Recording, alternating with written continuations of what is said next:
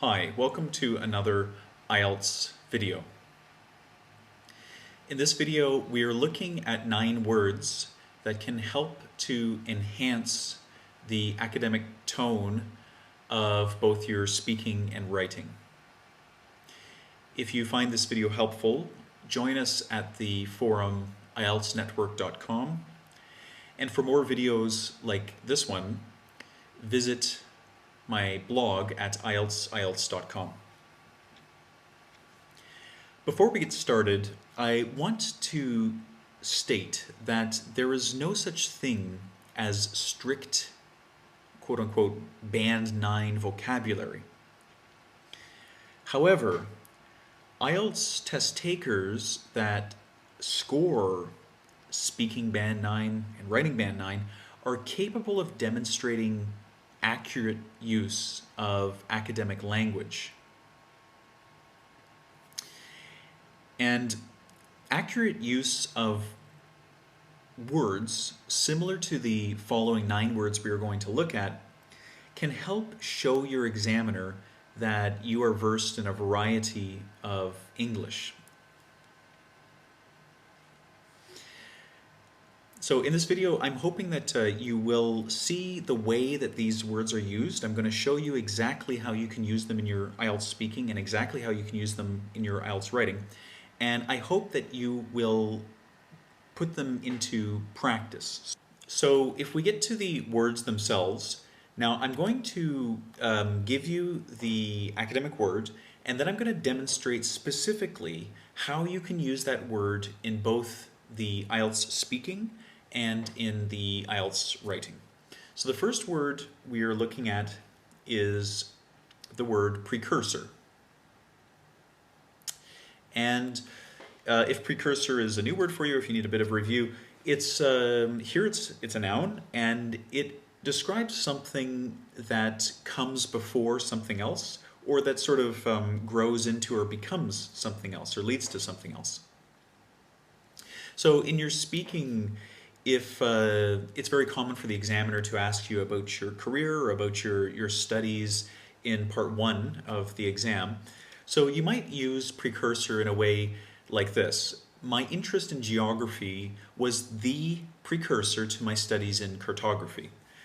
And all we're saying here is that you know, we had natural interest in this area, and this is what led us to studying this area. So it's a word that just kind of shows the logical progression of something.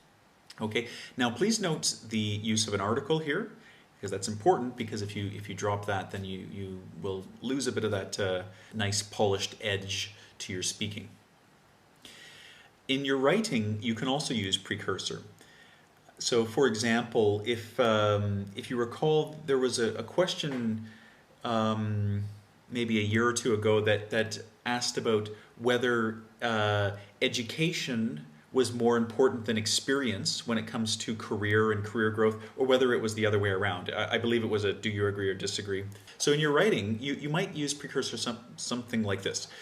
Thus, this example makes it clear that a university education acts as a precursor to career growth.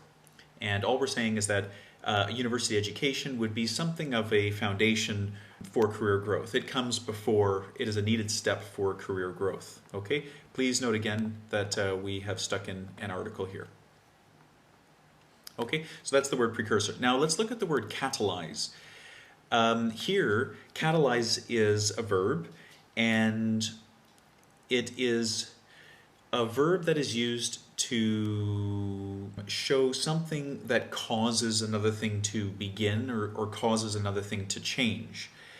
And sometimes in the speaking, again in part 1, you're going to have to talk about your career. And so I suggest using the word catalyze in this way. The people I meet at business networking evenings in my city often catalyze professional opportunities. Okay, so all we're saying here is that when we go out to these networking evenings, that the contacts that we make at these networking evenings can start or can lead to professional chances and an interaction with people that can help us down the road. in your writing, if you recall, there was a question about school uniforms and whether they are a healthy choice for schools or not. And you can use catalyze in this way. Now, this would be the topic sentence to one of the supporting paragraphs. So firstly, uniforms catalyze better classroom behavior among students. Okay, it's just an academic way of saying sort of lead to or connect to or cause. Okay, so that's the verb catalyze. And I'll just put the noun here too. If you're interested, it's catalyst. So, and typically the phrase would go something like acts as a catalyst. Okay, so uniforms act as a catalyst for better classroom behavior among students. Okay, word number 3 is linear. And linear is a word that we can use to describe something that moves along a straight path or is in a straight direction. So again, in part 1 of the speaking, you might be asked about what your plans are for the future. And linear is a good word to use if you are anticipating that your plans are not going to change much. So for example, my plans for the future are fairly linear. And when you say this one sentence, then the examiner knows that your meaning is that your plans are kind of in a straight, direct line. You're on a course at the moment, and you're going to continue that course. So I'm completing my undergraduate degree now, and intend to follow this with a master's. Education is, therefore, in my foreseeable future. So all you're saying is that I am educating myself now. I am planning to continue to educate myself in the future. So my plans for the future are linear.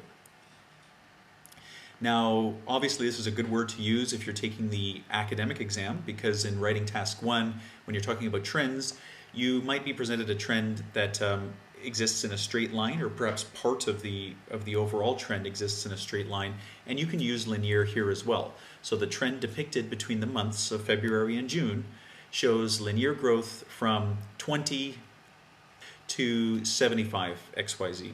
So there is linear growth. The growth occurs in a straight, predictable pattern.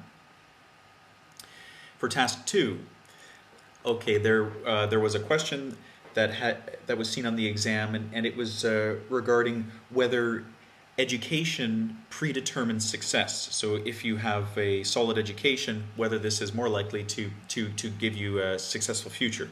So we can use linear in this way. The progression from an educated background to a high level of business success is often linear. And this could be the topic sentence of a supporting paragraph.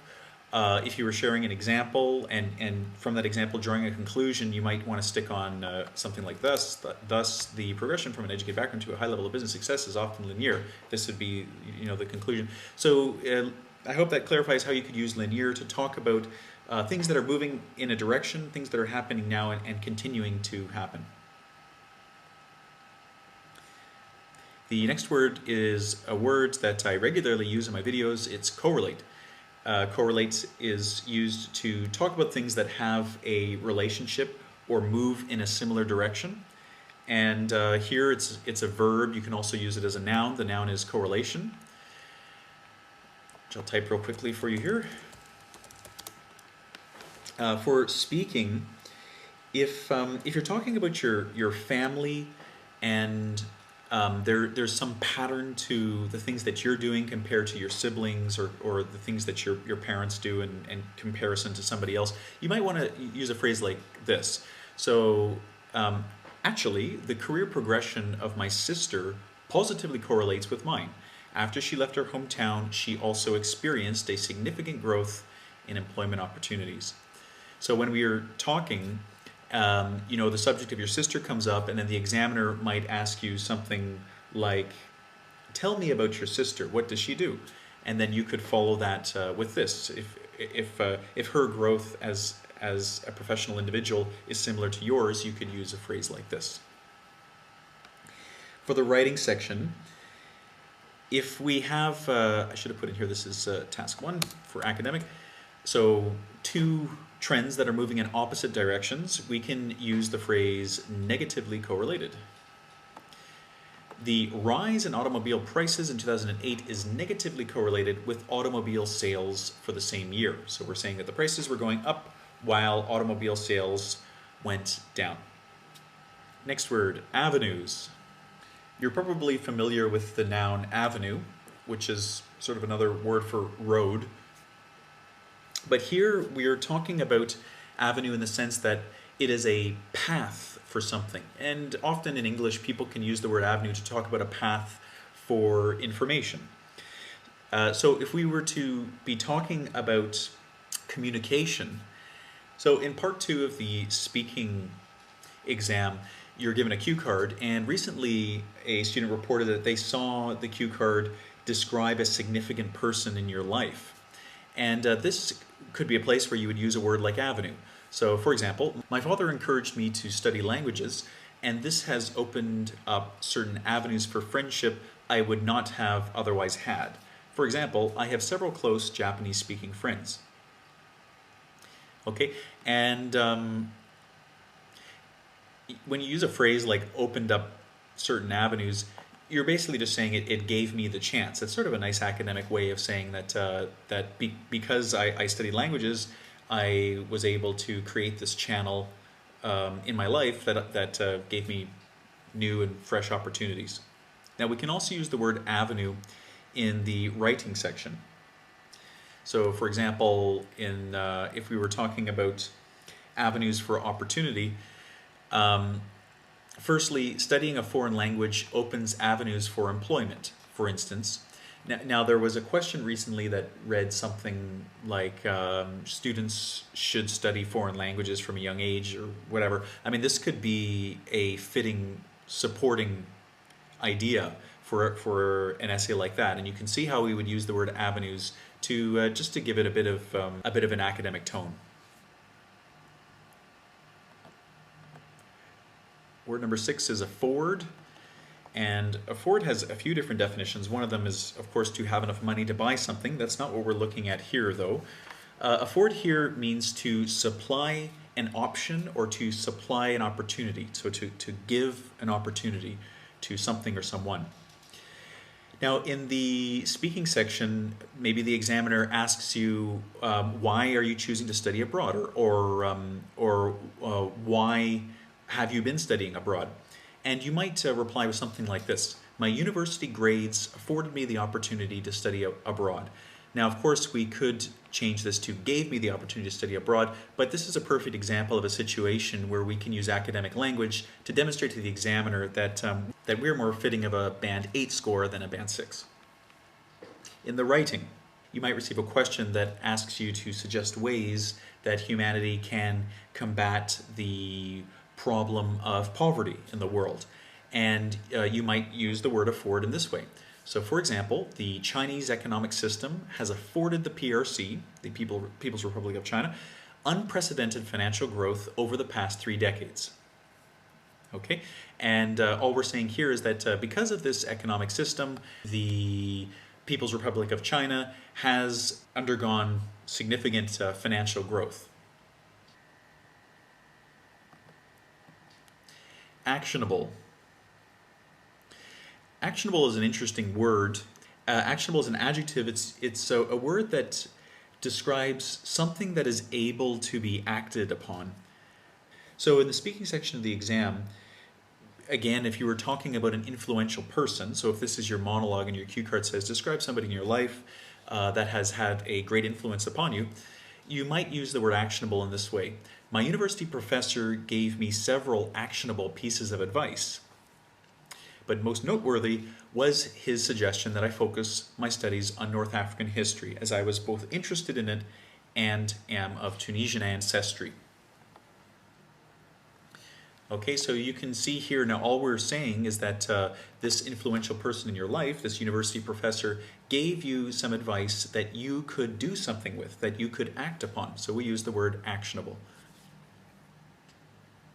In the writing, if we receive the task 2 question stating that solid education can lead to future career success, can lead to future business success, we might use the word actionable in this way. So this would be the supporting paragraph, the beginning of it. Firstly, the actionable nature of the skills learned at university is clear. Now that's the claim we're making. We're making that, so skills that are learned at university can be put into action. We're using the word actionable to describe this progression. For instance, humanities programs like philosophy, English literature, and history push students to exhibit logical progression in their thinking and writing. Okay, that's the example. As these organized thought patterns are often the basis of success in business, it is clear that a link exists between the skills learned at university and the ability one has to accomplish a professional goal. Now, I just read out the next couple of sentences just to show how the beginning sentence, using this word actionable, how it would sort of fit into the entire progression of the essay. Our next word is embody. Embody is a way to describe something that provides tangible example of an idea. So in your speaking, you might be talking about your parents and about their characters and about perhaps what they do and these sorts of things. And this would be a great place to use the word embody. So my father is an embodiment, the noun version of embody, of a traditional military upbringing. He does everything by routine. Or in writing, this would be perhaps the topic sentence to one of the supporting paragraphs. Firstly, technology in the classroom has undeniable links to academic performance. The use of tablets in Korean classrooms embodies this idea perfectly. So now please note that the way that it's being used here. So in the topic sentence, we are making a claim, which is just an idea. Firstly, technology in the classroom has undeniable links to academic performance. Okay, this is just a general idea. Now we're tying this idea to something tangible in the real world. We're talking about tablets in Korean classrooms. Okay, so because we're taking this first idea and then we're tying it and showing it directly in true to life language and a true to life example, we use the word embody. Now let's continue to the last word, fortify. Fortify is a verb. It means to make something stronger, and there are several different areas in your speaking and writing that you can use this in the IELTS. You might use fortify in this way. I'm taking courses in the evening after work to fortify my professional skills. So all we mean here is that perhaps I'm already a professional, I'm already strong in certain areas, but I want to strengthen even more. And fortify is a good word to use to describe this. So something that already has a foundation in something, but is being strengthened even further. For the writing, the word fortify can help to qualify the strength of an example. So here we have the final sentence of an essay, or the discussion sentence of an essay. Thus, the fact that successful attempts are being made by other developing countries to replicate China's growth fortifies the argument that the Chinese economic model is one that accelerates the elimination of poverty in undeveloped nations. Let's just take the first part here. Thus, the fact that successful attempts are being made by other developing countries to replicate China's growth. That's the first half of the sentence. So, other countries are using China's pattern and experiencing positive results. Now, because that's happening, this fortifies, this strengthens the argument that the Chinese economic model is one that accelerates the elimination of poverty in undeveloped nations. All we're saying is that we're arguing that the Chinese economic model is a strong one and should be replicated in other parts of the world, and this first part fortifies this position. Okay, so I hope that I didn't move too quickly through those words, but I know many of you are already familiar with these words. You just maybe want to have a look at how you can actually apply them to your IELTS. Please try your best to use these words over the coming week, and maybe even consider writing your own sentences with these words in the comment section of this YouTube video. That could be a great exercise. We could start some conversation about the words. I hope that video helps you enhance the academic tone of your speaking and writing. Thank you for listening and have a nice afternoon.